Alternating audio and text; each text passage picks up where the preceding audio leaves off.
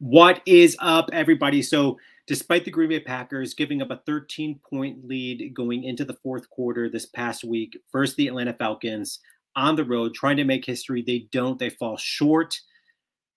How does a young team like this respond? How do they pick up the pieces and turn it into a win this week versus the New Orleans Saints at home? Homecoming game for Jordan Love and company. How do they do that? We're going to get into that in this video. We're also going to talk about the latest injury report and just kind of break down the history between the two franchises. But before we get into that, guys, just take a second and hit the subscribe button. Okay, so let's get into it. The Green Bay Packers and New Orleans Saints, they have met 27 times. And of the 27 times, the Green Bay Packers have won 17 of the 27 regular season matchups. That being said, these are two totally different teams, right? So this is a different Packers team, different New Orleans Saints team. The Saints have added Derek Carr, and they've started the season 2-0. They're hoping to go 3-0. That would be the first time since 2013 that this New Orleans Saints starts out 3-0. Derek Carr, through 2 games, he is ranked 5th in the NFL, averaging 7.7 yards attempt. This is a very talented wide receiving crew there. They're very depleted at the running back. Obviously, we know Kamara is still serving his 3-game suspension. This is the last of his 3-game suspension. And they're also going to be without Jamal Williams, who is out with a hamstring injury. Taysom Hill has a foot injury, but they do expect him to be there this Sunday. And if you watched last week's game of the New Orleans Saints, they Tony Jones in pretty nicely. He had 2 touchdowns, and they're going to also have Miller, their rookie running back. So Taysom Hill, Miller, and Tony Jones will fill their backfield. I do think the Packers win this on the front line. Okay. This is a kind of a poor New Orleans Saints offensive line. I do think the Green Bay Packers definitely have the upper hand here. The Packers defense have generated 61 total pressures this season. They're tied for first in that. Okay. Now, before you start being like, oh my gosh, have you not watched? Did you not watch last week? They sucked against the run. They did suck against the run. They pressured the quarterback a lot. Okay. They pressured Justin Fields a lot. They pressured Ritter a lot. That being said, both those guys are really athletic. Ritter was able to escape. One of them, we ended up with 40 yards and a touchdown.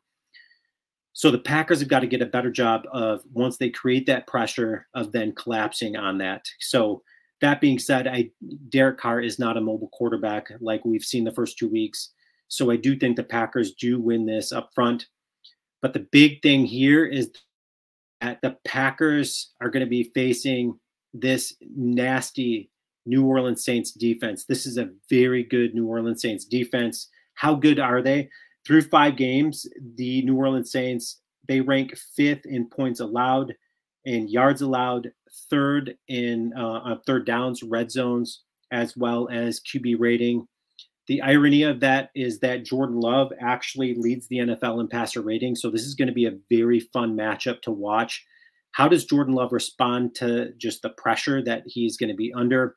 How did the Packers offensive line respond? Are they going to be without David Bakhtiari? Time will tell. Let's get into the injury report. So the latest injury report that came out today shows that Bakhtiari did not play. He's still on he hurt still, right? So, but he's still also going to be on that that modified practice list that LaFleur has him on. Jenkins, we all know, is going to be out for a few weeks. Gary is expected to play. He's just still been limited. Aaron Jones, the good news for the Packer fans is that Aaron Jones did show up for practice today. He was limited. But that is very good news, because that means he could potentially see the field this Sunday.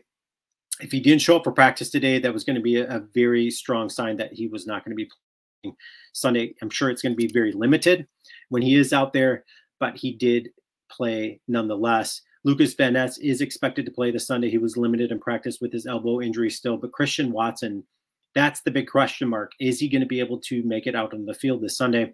He was limited in practice yesterday. He did not practice today. That being said, let's get into David Bakhtiari and let's break that down a second. So Bakhtiari was confronted by media, with all the turf stuff. He kind of put all of that to rest. But what was he quoted in when he was asked, like, hey, are you going to play this week? He said, hey, listen, I'm doing better, but we're just going to take it one day at a time. I hate to say that, day to day. I know you guys hate hearing that. I would never rule that out playing Sunday and then Thursday versus the Lions, right? So they have a quick turnaround. When I really mean it's day to day, whatever type of control you think you have on a day to day, it literally has mine too. This could be the only game I even miss. I don't know. I'm just making sure that I check all my boxes. I'm able and ready. And then it is great. Let's go out and play. So he's saying, hey, listen, I'm day to day. I don't know what tomorrow holds. I'm feeling better. That's good news. I really hope that he can make it out onto the field, because if so, that really changes their front line and their dynamics. They need to protect Jordan Love. Jordan Love, through 2 games, Jordan Love is 29 to 56, which is 56%. He has nearly 400 yards passing, 6 touchdowns, no interceptions. So he's been protecting the ball very well, and he's going to be tested this week versus this nasty New Orleans defense. So let's take a look at a highlight actually of this New Orleans defense. They are really, really good, and they're able to create a lot of pressure. So let's check that out. One of the many highlights of from their game versus the Carolina Panthers. That plays against this group become important on 2nd and 9. They have it again, and Sanders is swarmed in the backfield. Swarmed in the backfield. Okay, that's what this defense does. They swarm. They create a lot of pressure in the backfield, but they're very good at wrapping up, very good at completing what they started, something the Packers lacked in last week. They started great, right? I mean, they're tied for first in the NFL with 61 total pressures. The average in the NFL is like 36 and a half. So they're very good at doing that, but just very poor at then completing that good stat. That being said, Matt LaFleur is 5-3 versus the NFC South. He's hoping to go 6-3 versus the New Orleans Saints with a win at. I think it's going to be a close game. Packers are 2 points favorites. Guys, let me know what you guys think. Also, just also let me know what you think the score is going to be. I'm out, Packers.